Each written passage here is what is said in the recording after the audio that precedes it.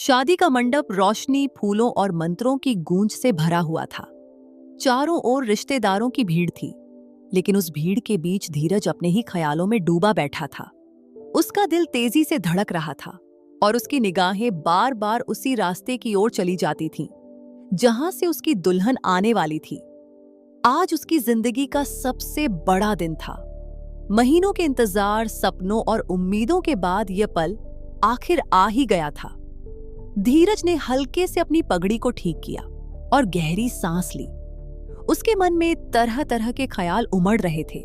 कैसी दिखेगी वह? क्या वह मुझसे बात करेगी? क्या मैं उसे खुश रख पाऊंगा? इन सवालों के जवाब उसे अभी नहीं पता थे, लेकिन एक बात वह अच्छे से जानता था।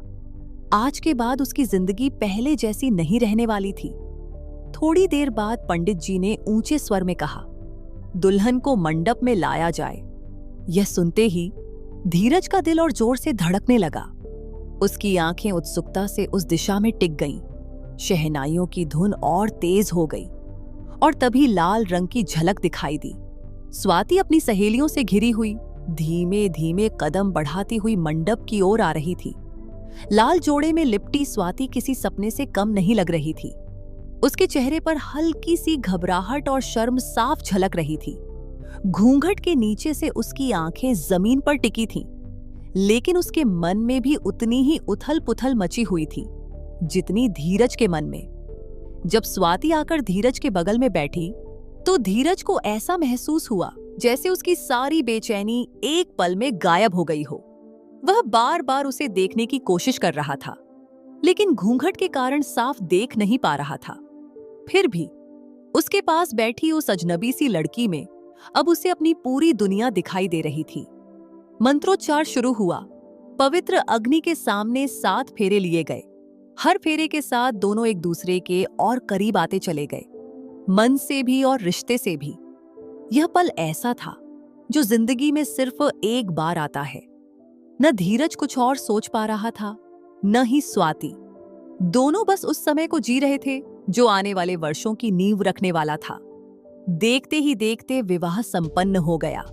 रिश्तेदारों ने बधाइयां दी, फूल बरसाए गए और खुशियों की लहर चारों ओर फैल गई।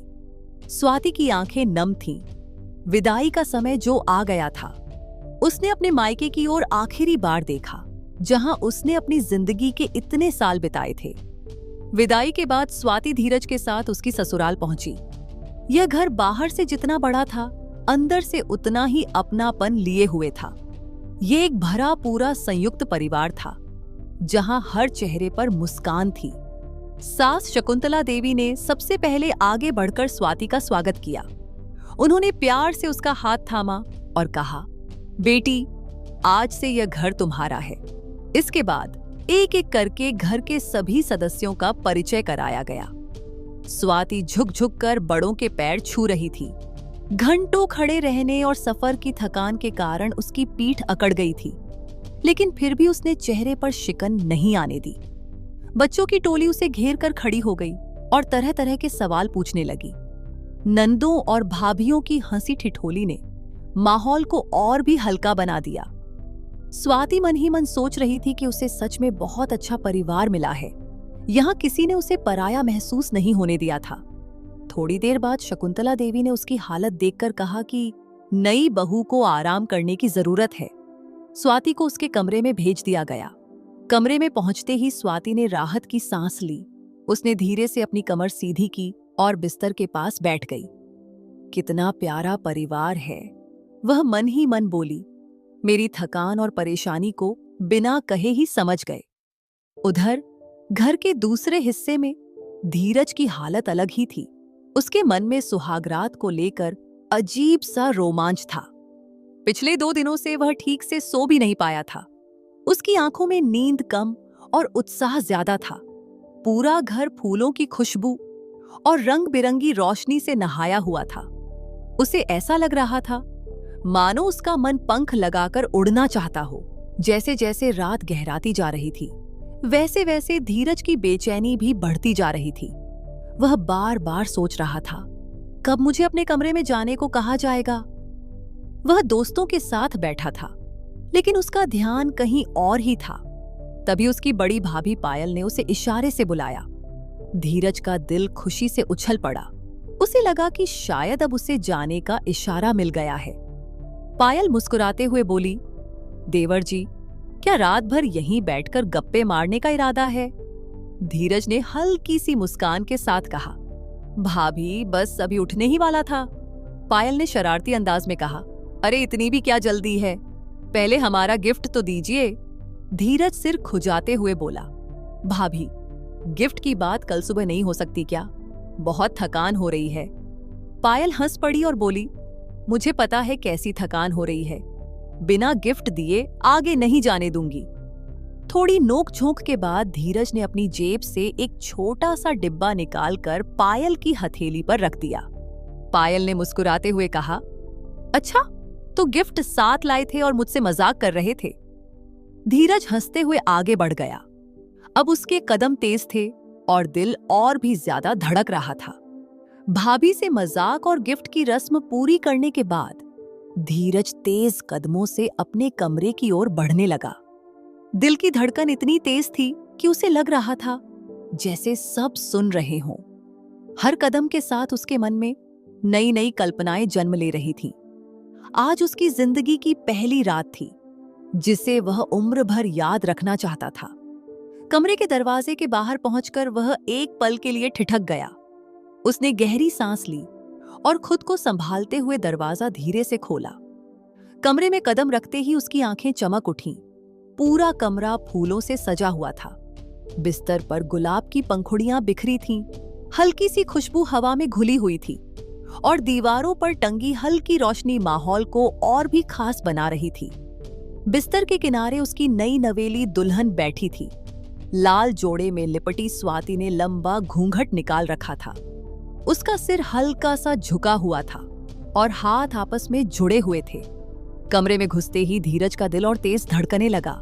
यह वही पल था जिसका वह इतने समय से इंतजार कर रहा था। धीरज ने धीरे से दरवाजा बंद किया। कमरे में अब एक अलग सी शांति थी। वह कुछ पल तक बस स्वाति को देखता रहा, फिर हल्की सी खांसी लेकर बोला, थक गई होगी तुम, आज का दिन बहुत लंबा था। स्वाति ने कोई जवाब नहीं दिया, बस हल्का सा सिर हिला दिया।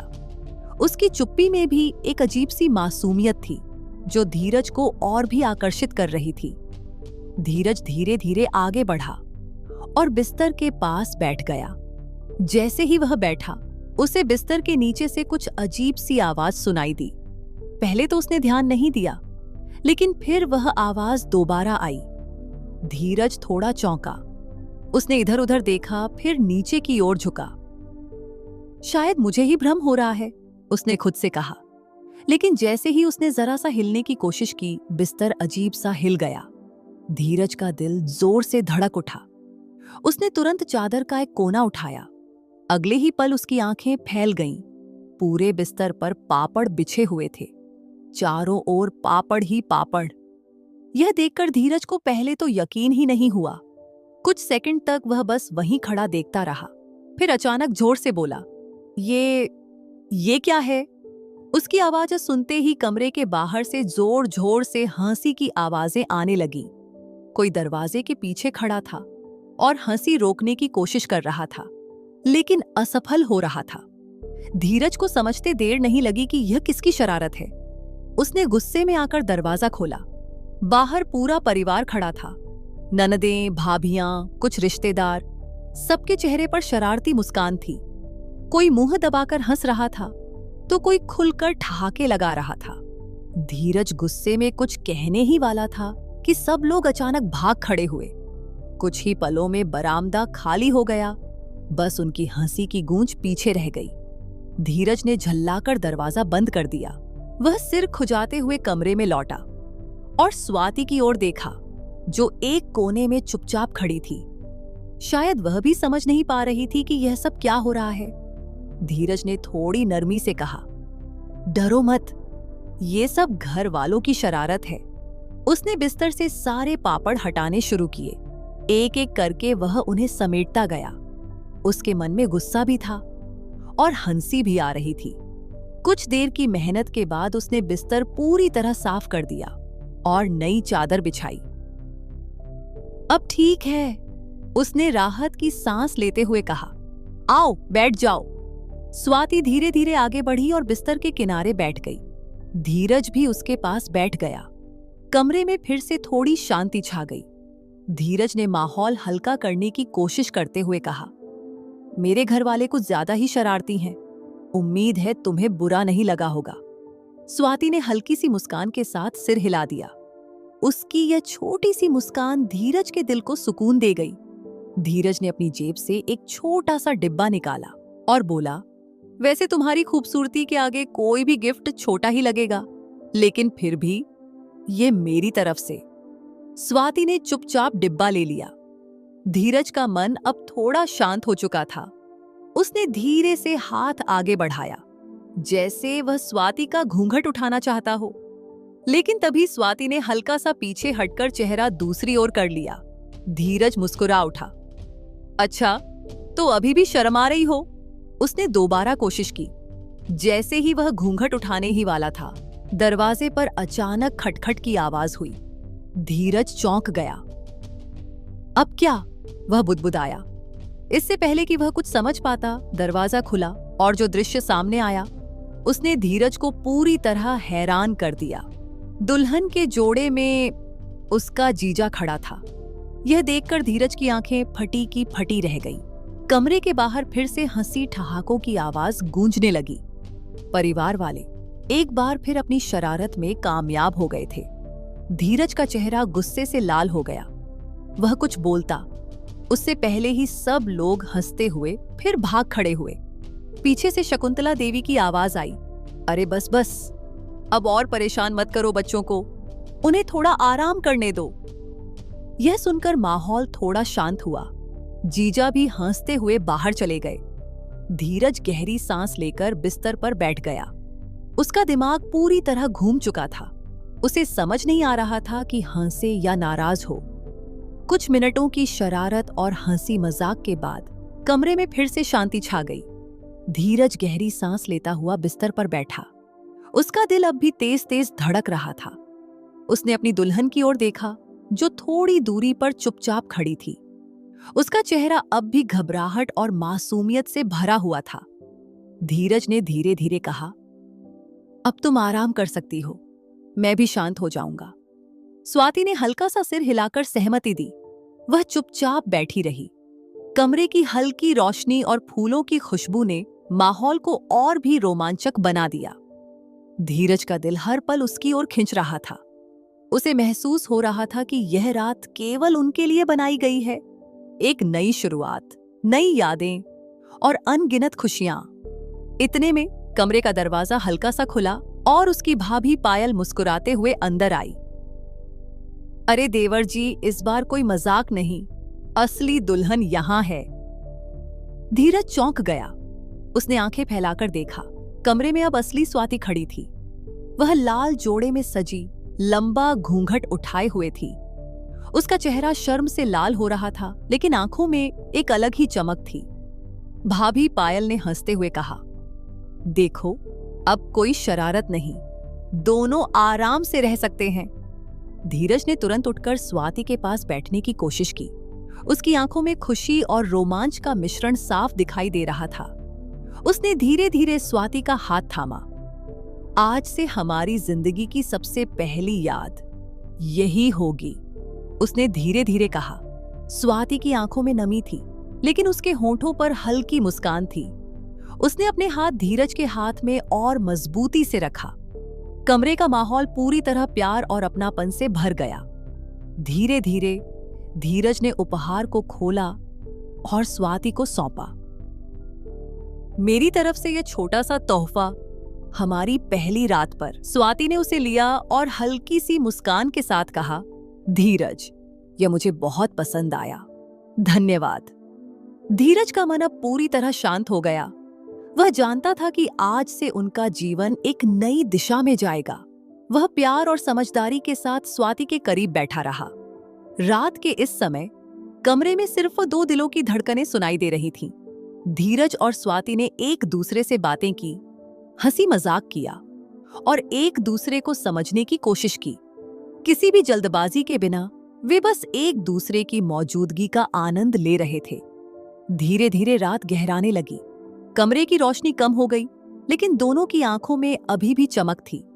यह पल उनकी जिंदगी का वह हिस्सा बन गया जिसे वे हमेशा याद रखेंगे। धीरज ने स्वाति का हाथ कसकर पकड़ा और कहा, आज से हम दोनों का सफर शुरू होता है और मैं वादा करता हूं कि तुम्हें हमेशा खुश रखूंगा। स्वाति ने सिर हिलाकर सहमति दी। दोनों ने एक दूसरे की आंखों में झांकते हुए उस जादुई रात का आनंद लिया। यह रात न केवल उनकी शादी की पहली रात थी, बल्कि उनके लिए यादों और भावनाओं से भरी एक अनमोल रात भी बन गई।